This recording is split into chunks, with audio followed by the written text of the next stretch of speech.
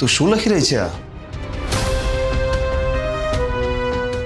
આ એ જ બધી વ્યક્તિઓના નામ છે જેમણે કોઈને કોઈ રીતે મારી ઉપર આરોપ મૂક્યો છે, એટલે કે મને વધારે ફસાવવાનો પ્રયત્ન કર્યો છે. મને જેની ઉપર શંકા છે એ લોકોના જ નામ લખ્યા છે. મોટી બા? હા, કારણ કે હવે મોટી બા પહેલા જેવા મોટી બા નથી રહ્યા. એ મને બચાવવા માટે, મને પ્રોટેક્ટ કરવા માટે અધર્મનો રસ્તો અપનાવી ચૂક્યા છે. એ માધુરીને ગાયબ કરી ચૂક્યા છે અને એકવાર અમને ગાયત્રી આંટીને નુકસાન પહોંચાડવાનો પણ પ્રયત્ન કર્યો હતો. જો એમણે તારા માટે આટલું કર્યું છે ને હવે જો એ માણસમાં કદાચ બદલાવ આવ્યો હોય તો એની પાછળ ચોક્કસ નક્કર કારણ હોય. હા, હોય જ. કારણ કે મોટી બા ક્યારેય પણ કશું જ પોતાના સ્વાર્થ માટે નથી કરતા. એટલે જો એમણે કંઈ કર્યું હોય તો એની પાછળ કારણ હોય જ. પણ એમણે જ મને પોલીસને પકડાવવાનો પ્રયત્ન કર્યો હતો અને મારે એ જ તો કારણ જાણવું છે અને એટલા માટે જ મેં એમનું નામ લખ્યું છે.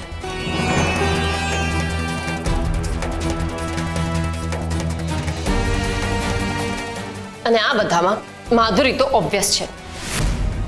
એ મારી સાથે બધું લેવા માટે કંઈ પણ કરી શકે છે. એને આજ સુધી જે કંઈ પણ કર્યું છે એ બધું તો મારી સામે જ છે. ગાયત્રી આંટી કેમ? અરે એમનો તો પોતાનો જ દીકરો ગાયબ થઈ ગયો છે ને, એ આવું કેવી રીતે કરી શકે? બની શકે ને કે મને હેરાન કરવા માટે કે પછી મને ઘરથી બહાર કાઢી મૂકવા માટે એ આ બધું નાટક કરી રહ્યા હોય. બધાને એવો અનુભવ કરાવતા હોય કે રાકેશને મેં ગાયબ કર્યો છે, પણ એકચ્યુઅલીમાં એમણે જ રાકેશને ક્યાંક સંતાડી દીધો હોય. પણ બધો આરોપ મારી ઉપર આવી જાય અને પોલીસ પણ મારી પાછળ પડી જાય. મને તો કંઈ જ નથી સમજાતું. આ બધા પ્રશ્નોના જવાબ ક્યારે કેવી રીતે મળશે કંઈ જ નથી સમજાતું. કાશ હું એ દિવસે સર્વન્ટ ક્વાર્ટરની બહાર જ રહી ગઈ હોત ને તો આવું કંઈ થતું જ નહીં. હા આરવ, મેં સર્વન્ટ ક્વાર્ટરની બહાર એક સીસીટીવી કેમેરો લગાવ્યો હતો જેથી કરીને હું રાકેશની બધી જ મૂવમેન્ટ્સ ઉપર નજર રાખી શકું. મારે કેમેરાની ફૂટેજ ચેક કરવી પડશે. તો તારું કામ વધારે સરળ થઈ જશે. તો પછી પોલીસ ત્યાં તપાસ કરવા ગઈ તો એમણે કેમેરો ચેક ન કર્યો? કારણ કે એ હિડન કેમેરો છે. કોઈને જ નથી ખબર કે મેં ત્યાં કેમેરો લગાવ્યો છે. એકચ્યુઅલી મારે જોવું હતું કે એ દિવસે ગાયત્રી આંટી રાકેશ પાસે જાય છે કે નહીં, પણ એ દિવસે ગાયત્રી આંટી પોતાના રૂમમાં જઈને જ સૂઈ ગયા અને એટલે મેં કેમેરાની ફૂટેજ ચેક કરી નહીં અને ઉતાવળમાં ત્યાંથી ભાગી ગઈ. પણ જે પણ કોઈ રાકેશને સર્વન્ટ ક્વાર્ટરમાંથી લઈને ભાગ્યું હશે એ ચોક્કસ કેમેરામાં કેદ થયું હશે અને એટલે જ મારું એ કેમેરાની ફૂટેજને ચેક કરવું બહુ જ જરૂરી છે. આરવ, પ્લીઝ તમે કુંદનની વાત જાઓ ને. અને હા, મોટીવાને એવું કહો કે તમારું લેપટોપ બગડી ગયું છે, તમારે લેપટોપની જરૂર છે.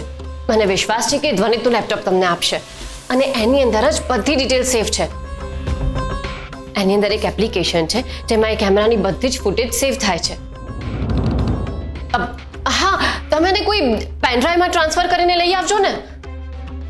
પણ સરગમ, આટલી મોડી રાત્રે મોટી બાને મારા પર શંકા નહીં જાય? પણ તમે એવું જ રાખજો ને કે તમને કંઈ જ નથી ખબર. તમને ખાલી લેપટોપનું કામ છે બસ. પ્લીઝ આરવ, મારા માટે કેમેરાની ફૂટેજ ચેક કરવી બહુ જ જરૂરી છે. Please please.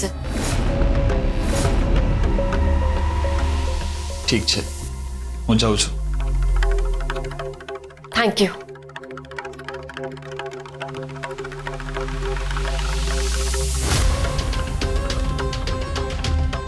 પોતાની નિર્દોષતા સાબિત કરવી એ દુનિયાનું સૌથી મોટું યુદ્ધ છે. કારણ કે લોકો સત્ય પહેલા શંકા ઉપર વિશ્વાસ કરે છે. રાકેશ! રાકેશ! રાકેશ! રાકેશ! રાકેશ! રાકેશ! રાકેશ! માસી, મારી વાત સાંભળો. મને લાગે છે કે અહીંયા કોઈ જ નથી અને આપણે છે ને રાકેશને શાંતિથી શોધવો પડશે. તમે શ્યોર છો કે રાકેશે આ જ લોકેશન કઈ હતી?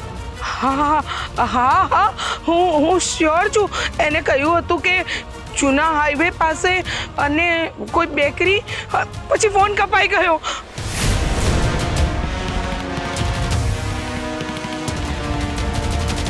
રાકેશ, માસી, મને લાગે છે પેલી બાજુ કોઈ છે. હું જઈને ચેક કરું છું. તું તારું ધ્યાન રાખજે હો બેટા.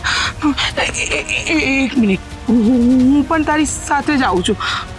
ચાલો. રાકેશ! રાકેશ!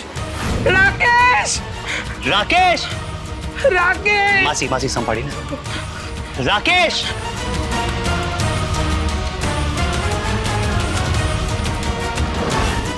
ચિરાગ!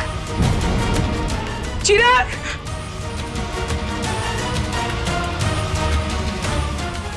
હા જો, હા મારા રાકેશનો રૂમાલ છે. હું આવા નિશાન બનાવતી હોઉં છું રૂમાલ પર. રાકેશ